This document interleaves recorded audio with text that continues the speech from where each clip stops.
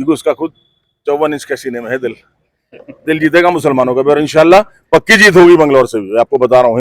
कानपुर के पूर्व विधायक राजा प्रणव सिंह चैंपियन अब मंगलौर से उपचुनाव लड़ने की तैयारी में हैं। मंगलौर में क्योंकि सरबत करीम अंसारी का निधन हुआ है, इसीलिए चैंपियन ये कह रहे हैं कि वो मंगलौर से भारतीय जनता पार्टी के टिकट पर चुनाव लड़ने के लिए तैयार हैं और अगर पार्टी उन्हें मौका देती है तो वो जीत कर भी दिखाएंगे।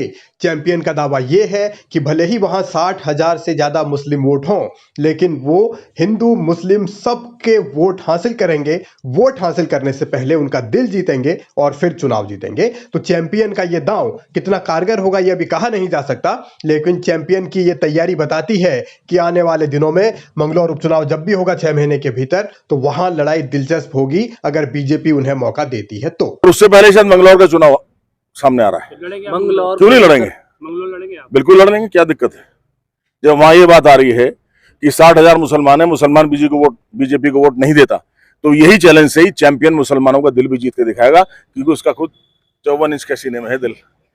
दिल जीतेगा मुसलमानों का भी, और इंशाल्लाह पक्की जीत होगी बंगलौर से भी, आपको बता रहा हूँ। हिंदू मुस्लिम मुल्क मुझे वोट देंगे और एक नया रिकॉर्ड बनेगा। बीजेपी का सबसे पहला कैंडिडेट मंगलौर से जीतेगा विधायक, और इसी विधानसभा में शपथ लेंगे इस बार 5वीं बार बनके।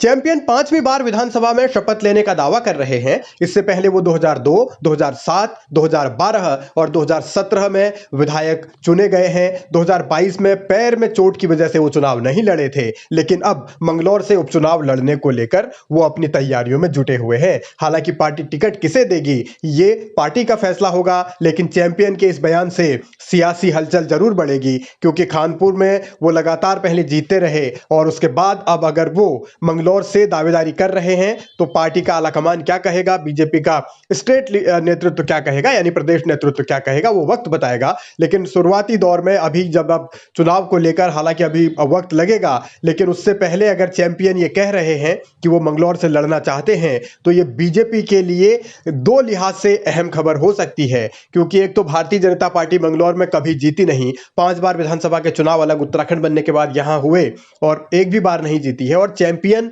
इससे पहले उसके पड़ोस वाली सीट से 4 बार के विधायक रह चुके हैं। तो चैंपियन अगर मंगलौर जाते हैं तो फिर कितने समीकरण बदलेंगे, क्योंकि पहले जब चैंपियन निर्दलीय थे, उसके बाद कांग्रेस में रहे, तो उनको सभी समाज का वोट मिलता रहा है, यानी मुस्लिमों का भी वोट मिलता रहा है, हिंदुओं का भी मिलता रहा है। और अब जब वो भारतीय जनता पार्टी से लड़ेंगे, अगर बीजेपी उन्हें टिकट देगी, तो फिर वहां के समीकरण बदलने की संभावनाओं से इनकार किया नहीं जा सकता। चैंपियन अपने तरीके से यह दावा कर रहे हैं कि व्यक्तिगत तौर पर भी वो मुस्लिमों का दिल जीतेंगे और हिंदुओं के साथ भी वो हमेशा से मिलकर काम करते रहे हैं, तो आगे भी वो सभी तरीके से तालमेल बिठाकर चलेंगे और पार्टी अगर डिसीजन लेगी उनको टिकट देने का, तो यहां मंगलौर में लड़ाई दिलचस्प हो सकती है।